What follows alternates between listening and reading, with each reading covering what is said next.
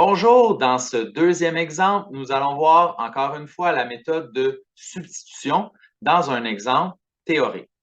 Donc ici, nous avons le système 7y moins 2x égale 63 et la deuxième équation x égale moins 3y plus 1. Vous remarquerez que dans la deuxième équation, la variable x est isolée. Donc, ce qu'on va faire, si vous regardez dans l'étape 1, c'est qu'on va aller remplacer l'équivalent algébrique de la variable isolée dans l'autre équation, puisque x est égal à moins 3y plus 1. Suivez la flèche. Dans la première équation, nous pouvons remplacer le x par moins 3y plus 1. C'est ce que nous allons faire dans l'étape 2. Donc, si on fait cette substitution, ce remplacement, on va remplacer, comme je disais, le x par moins 3y plus 1.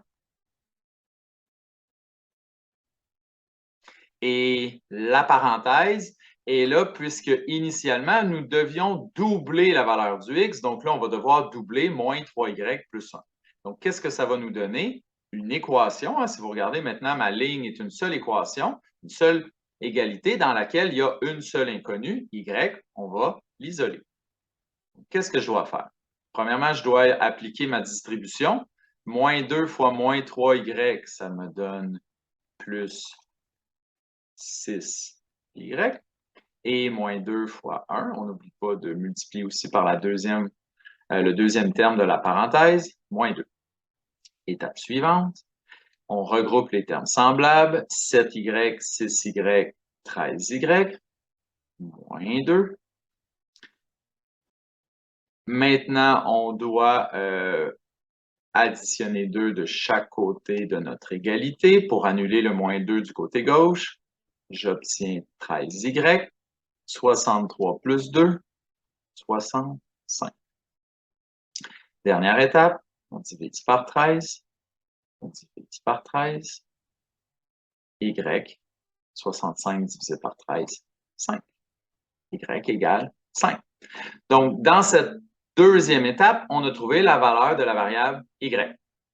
Pour trouver l'autre variable, pour compléter notre résolution, on va aller à l'étape 3, remplacer la valeur de la variable dans l'une des équations.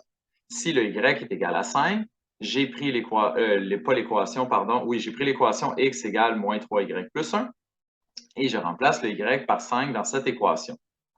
Ça va faire moins 3 fois 5, moins 15, moins 15 plus 1, moins 14.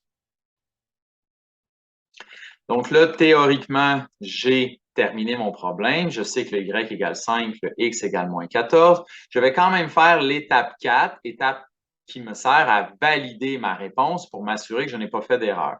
Donc, qu'est-ce que ça va me donner? Bien, je sais que le x est égal à moins 14 et que le y est égal à 5.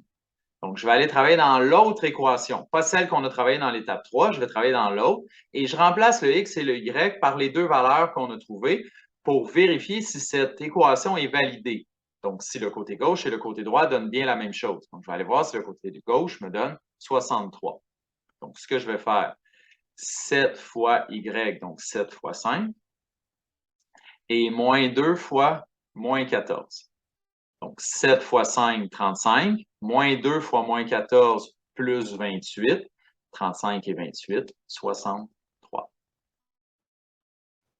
Donc, j'ai validé mon équation. Ça démontre que ma réponse est bonne, donc ma solution, moins 14 et 5. Je peux donc affirmer que la solution du système est moins 14 et 5. Voilà, c'est maintenant à vous de jouer. Merci et bon travail.